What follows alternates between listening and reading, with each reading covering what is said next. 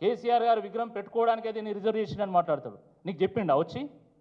కేసీఆర్ గారు విగ్రహం పెట్టుకుంటానని చెప్పి నీకు ఎవరైనా వచ్చి చెప్పిందా? నీకు దరఖాస్తు ఇచ్చిందా? మీ ప్రభుత్వానికి దరఖాస్తు పెట్టిందా ఎవరన్నా? ఎందుకు మాట్లాడతావు ఈ భాష? కేసీఆర్ గారికి ప్రత్యేకంగా తెలంగాణలో విగ్రహం అవసరమా? బొమ్మ అవసరమా? ఆసరా రూపంలో ఈ తెలంగాణలో ఉన్నటువంటి వృద్ధుల అందరి గుండెల్లో కేసీఆర్ బొమ్మ ఉంది. కేసీఆర్ కిట్టు రూపంలో ప్రతి ఆడపడుచు గుండెల్లో కేసీఆర్ బొమ్మ ఉంది. గురుకులాల రూపంలో ప్రతి చిన్నారి గుండెల్లో కేసీఆర్ బొమ్మ ఉంది.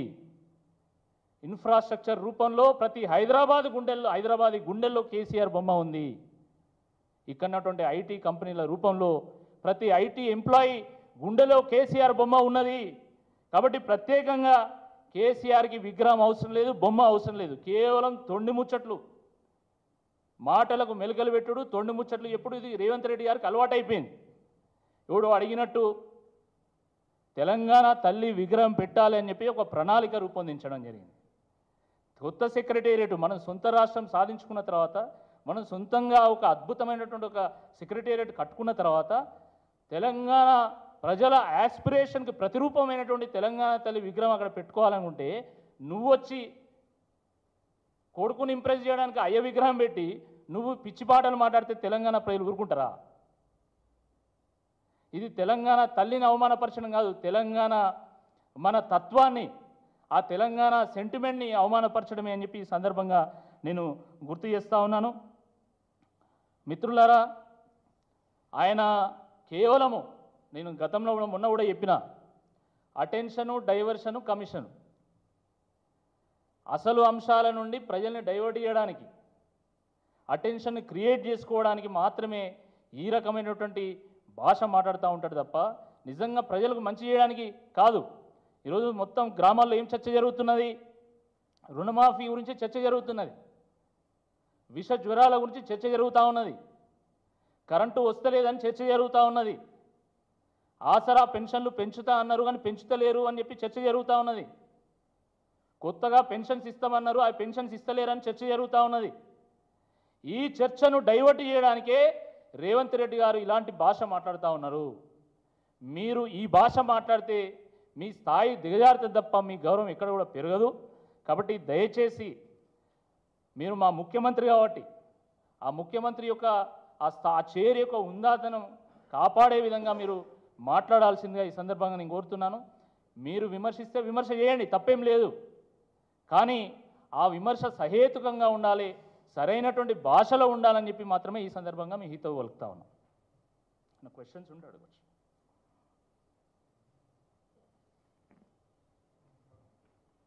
Thank you.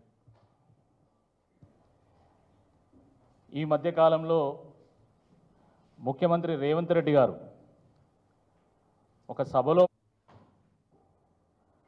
నాకు గౌరవం ఇవ్వకపోయినా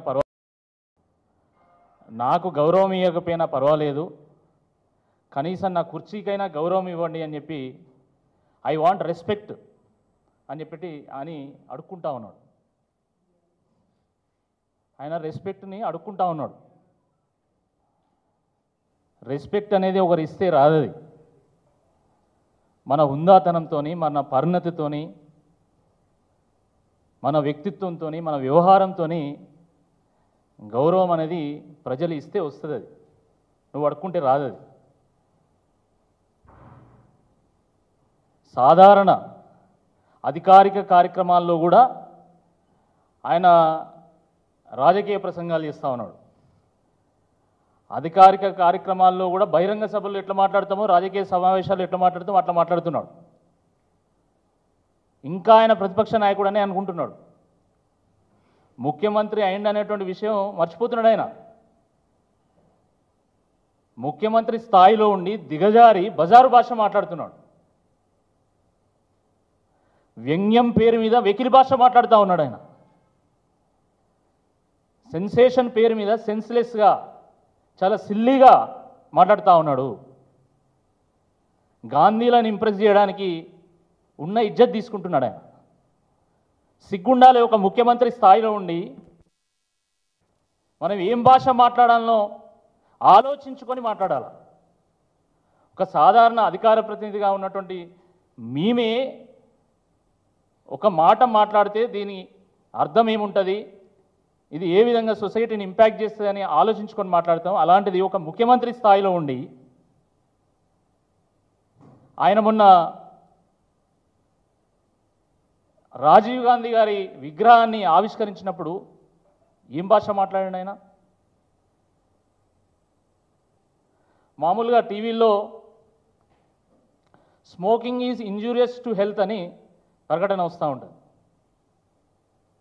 టొబాకో కాజెస్ క్యాన్సర్ అని ప్రకటన వస్తూ ఉంటుంది. అట్లనే ముఖ్యమంత్రి రేవంత్ రెడ్డి గారు మాట్లాడే ముందు అయితే ఐఎన్పిఆర్ వాళ్ళు కానీ లేకపోతే డిపిఆర్ఓ కానీ Revanth Reddy's speeches are only for adults and not for children. Revanth Reddy's language is injurious and dangerous to Telangana society అని చెప్పి ఆయనతో రేవంత్ రెడ్డి గారితో మాట్లాడిపిస్తే బాగుంటుంది. ఇంత అడ్డగోలుగా అక్కడికి రాని ముచ్చట్లు.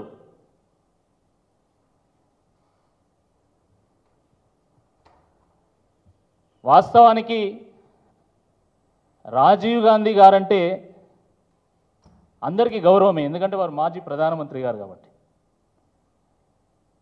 కానీ గాంధీ కుటుంబం కూడా వాళ్ళు ఎవరు కోరుకోవట్లేదు మాకు ఇక్కడ విగ్రహం పెట్టాలని. కేవలము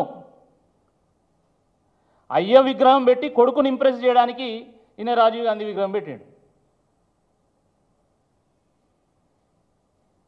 రాజీవ్ గాంధీ గారు అంటే గౌరవం ఉన్నా కూడా ఈయన అక్కడ విగ్రహం పెట్టి రాజకీయ వివాదంలోకి రాజీవ్ గాంధీని లాగి రాజీవ్ గాంధీని ఈయన అగౌరవపరిచాడు. వాస్తవం ఇది. ఈ దేశంలో ఒక రాజీవ్ గాంధీ గారే ఉన్నారా, ఇక ఒక గాంధీలే ఉన్నారా, ఇంకెవరు లేరా? దేశంలో 15 మంది ప్రధానమంత్రులు పరిపాలన చేసిండ్రు. దాంట్లో మీ గాంధీ కుటుంబ సభ్యులు 3 పరిపాలన చేసి ఉండొచ్చు. వాళ్ళు అసలు గాంధీలా నకిలీ గాంధీలా అనేది సమాజం తెలుస్తుంది. నెహ్రూ, ఇందిరాగాంధీ, తర్వాత రాజీవ్ గాంధీ